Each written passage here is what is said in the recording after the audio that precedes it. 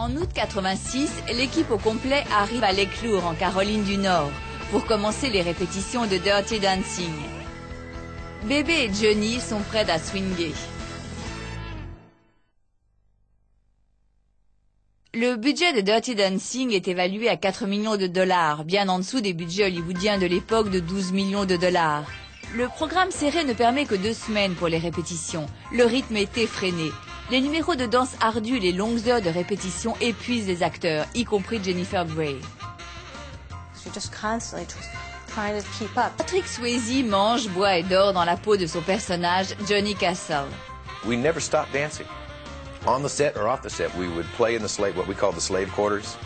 When you go through those doors, you walked into our world, and where nothing but a lot of real hot dancing was going on.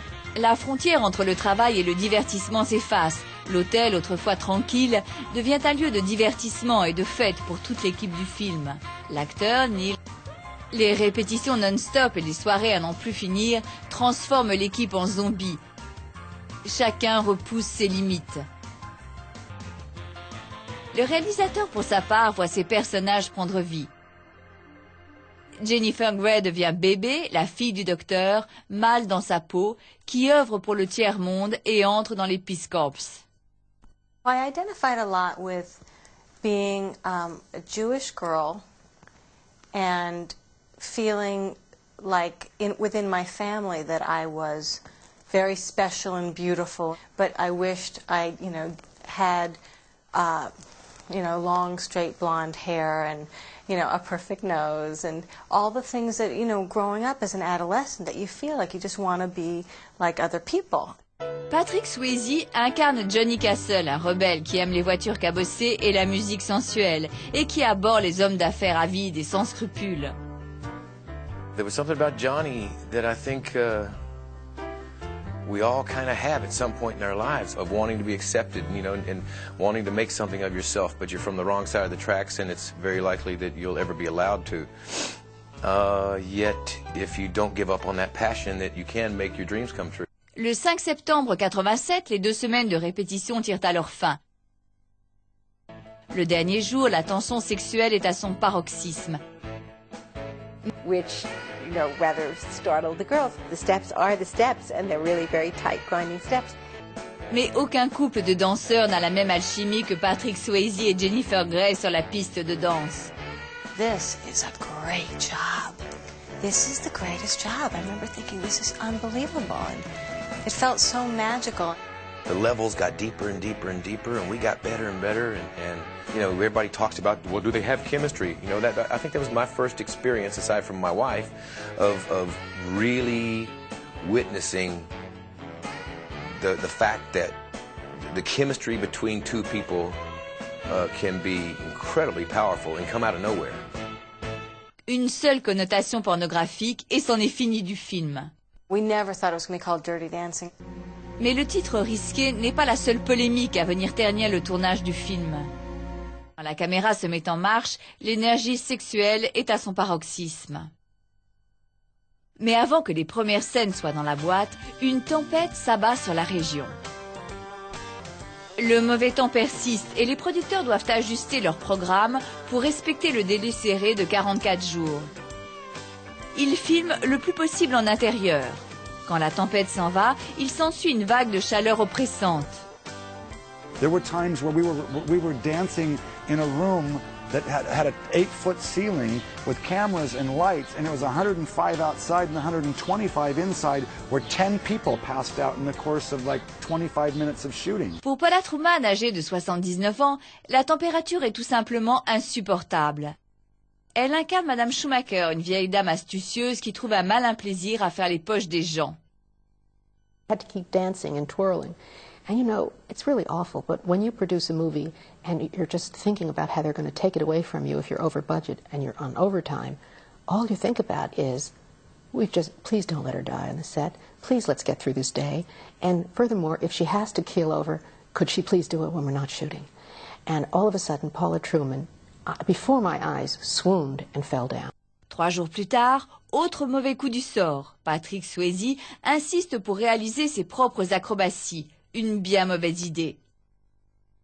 The day that we were doing the scene on the log, he fell, and he fell several times, and his knee swelled up hugely. Il ignore la douleur. When you're putting 100% of your passion into something, you know, a little thing like an injury is nothing but a gnat in your ear. It's like, get out of my way. I've got to stay with the work. You know, I've got to get back to the work. So I did run to the hospital, got them, you know, to pull, I don't know, about 5 huge syringes of fluid off my knee, and I went straight back to the log, and we kept going. Le tournage prend de plus en plus de retard. L'histoire est censée se dérouler dans les Catskills près de New York durant l'été 63.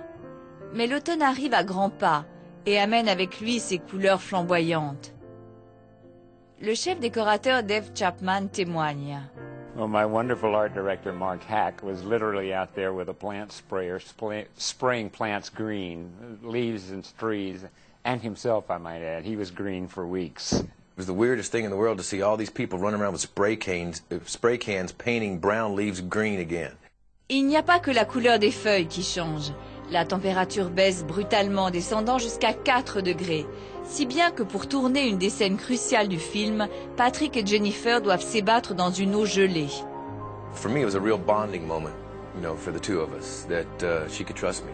That I wouldn't drop her, I wouldn't let her get hurt. And I remember everyone wearing big down coats with their hoods up and gloves, you know, and we are having to get in the water in jeans and a shirt, you know, and stay in there and look and love. And I remember being like, acting, you know, you can't breathe because it's so cold. It was, and I remember saying, are you sure you can't die from your nipples exploding? Les deux acteurs luttent contre le froid. À la longue, les journées de travail à rallonge et les nuits courtes semblent affecter leur relation. Patrick will do anything. He never wants a stunt double. He's a risk junkie. You know, he just loves to be there on the edge. And Jennifer is a more cautious person. She's a much more emotional person. She would frequently break down in tears when something wasn't right or wasn't going well. And Patrick et Jennifer ne sont pas les seuls acteurs à souffrir du stress du tournage. Heureusement, Jerry Orbach est là.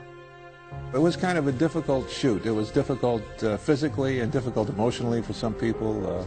I mean, I had a pretty good time, but I had to be really be the father once in a while to people that were going through whatever problems they had. Jennifer got stung by a wasp during the Will You Still Love Me Tomorrow scene, you know, Have You Had Many Women? And she just went right on taping. And I kind of have a little bit of allergic reaction to these things, so I think it kind of got swollen. I think that, yeah, that was nice. That was a nice touch too, yeah. Malgré tous ces contretemps, le tournage maudit entame sa 4e semaine. Pendant ce temps-là, en Caroline du Nord, Jennifer Grey et Patrick Swayze se déchirent avant chaque scène. The characters were really in love, and while that may have been the point at a moment in the course of their relationship, by the time they reached the love scene, it was not the case. And I remember being executive producer and the executive in charge of the film, having to deal with an intense negotiation respecting Jennifer's preference to minimize the nudity in the film. I just, you know, said, I'll do it, I'll do the love scenes, but you know, in terms of the nudity, I want it to be very specific. I said there's to be no nipples and no ass crack. I guess shooting the love scenes was pretty intimidating. You know, everybody says, oh God, aren't love scenes a blast to shoot? They're the scariest thing in the world because it's so personal, and you're like, you got all these people standing around watching you try to do something so personal.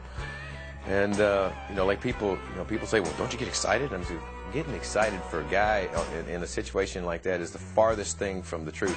L'épreuve de force à laquelle se livrent les deux acteurs met le film en péril. Il décide de réunir les deux acteurs en froid et de leur montrer les bouts d'essai. I remember Jennifer said, oh my God, no wonder we got the jobs, because it was so extraordinary. Then they kind of spun off that to do that fabulous sequence that they do in the room. So, you know, what, life imitated art, imitated life, imitated art, and back and forth and back and forth. La réunion intime fait son effet. Bébé et Johnny retournent devant la caméra avec une énergie nouvelle et un enthousiasme retrouvé.